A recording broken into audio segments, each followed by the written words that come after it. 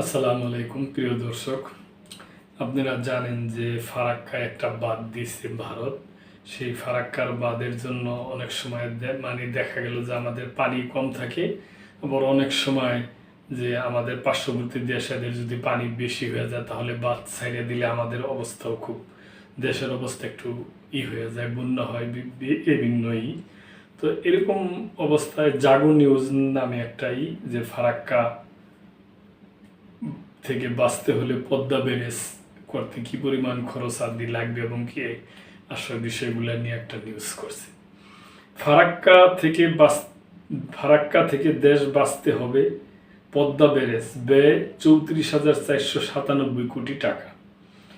দেশের দক্ষিণ পশ্চিম অঞ্চলের নদী, কৃষি নদী, চন্দনা, বারাশিয়া এবং জিকে সেচ প্রকল্পে প্রয়োজনীয় পানি সরবরাহ নিশ্চিত করা হবে।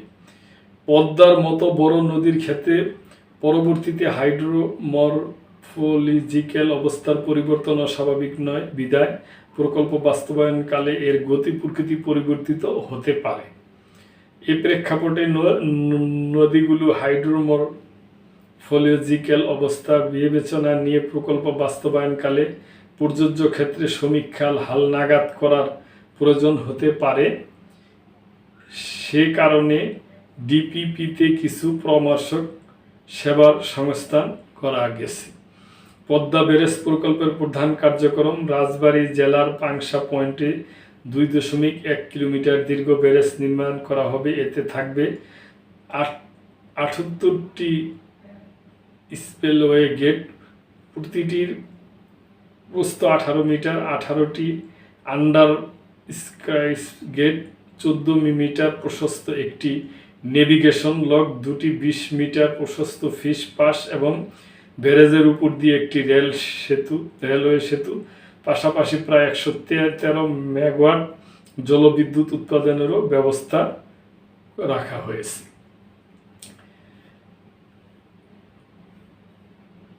পদ্মা ব্যারেজ ও দ্বিতীয় পদ্মা সেতু বাস্তবায়নের অঙ্গীকার জরুরি নদী খনন, খাল খনন ও পরিবেশ রক্ষায় বিএনপির মহাপরিকল্পনায় যা রয়েছে। গড়াই অফটেক এবং সংশ্লিষ্ট অবকাঠামো 15টি spillway, fish pass, navigation lock, guide বাথ, অ্যাপ্রোচ, এমব্রোক ইত্যাদি করা হবে। চান্দানা অফকোট অবকাঠামোগত 4টি স্পিলওয়ে নির্মাণ হবে। হিসনা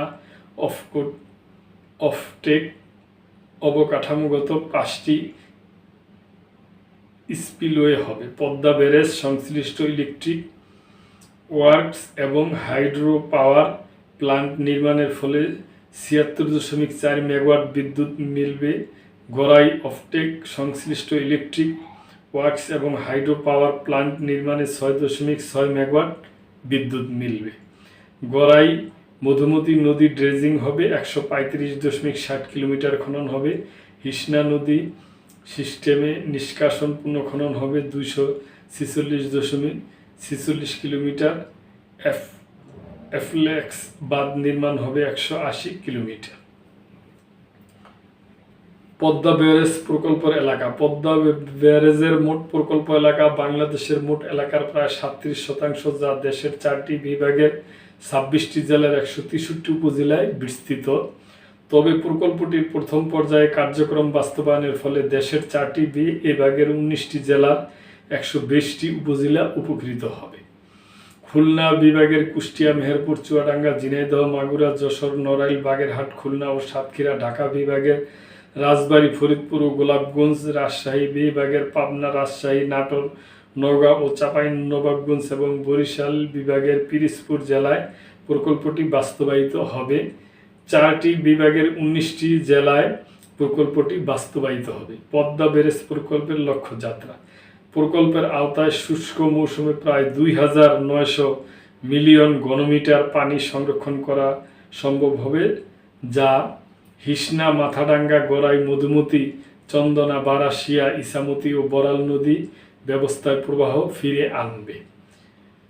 এতে দক্ষিণ পশ্চিম অঞ্চলের লবণাক্ততা কমবে, সুন্দরবনের বাস্তুতন্ত্র রক্ষা পাবে এবং প্রায় 19 লাখ হেক্টর জমিতে সেচ সুবিধা নিশ্চিত হয়ে কৃষি উৎপাদন বাড়বে বলে আশা করা হচ্ছে। প্রকল্পের অর্থনৈতিক অভ্যন্তরীণ মুনাফার হার ধরা হয়েছে 17.05%। সংশ্লিষ্ট সূত্র জানায়, প্রকল্পের লক্ষ্য শুষ্ক মৌসুমে হিসনা, মাথাডাঙ্গা 239, গড়াই মধুমতিতে 230, চান্দারা বারাশিয়ায় 80, বরাল ও ইসামতি নদীর সিস্টেম 22 এবং গোদাগাড়ি পাম্প হাউসে 25, জিকে প্রকল্পে 64 এবং রূপপুর পারমাণবিক কেন্দ্রে 3 কিউসেক পানি সরবরাহ নিশ্চিত করা। বৃহত্তর কুষ্টিয়া, ফরিদপুর, যশোর, খুলনা, বরিশাল, পাবনা ও রাজশাহী অঞ্চলের নিট চাষযোগ্য এলাকা প্রায় 28.80 লাখ হেক্টর জমিতে সেচের জন্য প্রয়োজনীয় পানির সংস্থান নিশ্চিত করা। এছাড়া প্রকল্পের মাধ্যমে আনুমানিক 113 মেগাওয়াট জলবিদ্যুৎ উৎপাদন করা। বাঁধের ডেক করিডোরকে বহুমুখী অবকাঠামোগত সংযোগের প্ল্যাটফর্ম হিসাবে সড়ক সংযোগ, বিদ্যুৎ সঞ্চালন লাইন এবং গ্যাস ট্রান্সমিশন পাইপলাইন স্থাপন ব্যবহারের সুযোগ সৃষ্টি করা হবে। প্রকল্প এলাকায় ধান প্রায় 23.90 লাখ টন, প্রায় 2.34 লাখ টন মাছ উৎপাদন বৃদ্ধির সুযোগ সৃষ্টি হবে। প্রকল্প বাস্তবায়নের মাধ্যমে বার্ষিক আনুমানিক প্রায় 8,000 কোটি টাকার সমপরিমাণ সামাজিক ও অর্থনৈতিক রিটার্ন অর্জন হবে।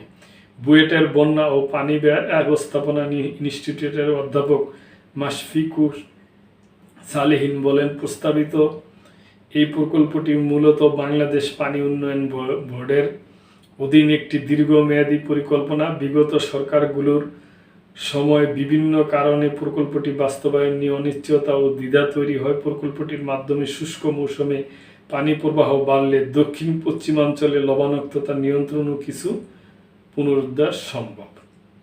তিনি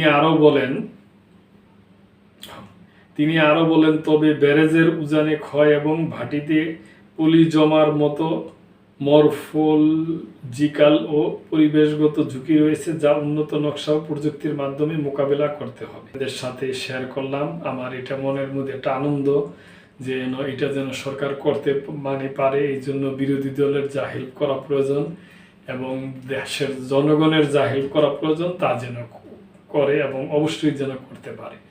তার কারণ করতে হবে, আমাদের দেশ আর পিছায় থাকলে হবে না, সামনের দিকে আগায় যেতে হবে। এবং আমার কাছে মনে হচ্ছে প্রিয় দর্শক, বর্তমান সরকার আমাদের তারেক রহমান সাহেব প্রধানমন্ত্রী, উনি আশা করি জনবান্ধব প্রধানমন্ত্রী হবে এবং আমাদের সবার উচিত এই কাজগুলায় ওনার পিছনে থাকা। প্রিয় দর্শক, এ ব্যাপারে আপনাদের কোনো মন্তব্য থাকলে অবশ্যই করবেন এবং লাইক, কমেন্ট, শেয়ার করে সাবস্ক্রাইব করে মেম্বারশিপ নিয়ে চ্যানেলটির পাশেই থাকবেন। আল্লাহ হাফেজ।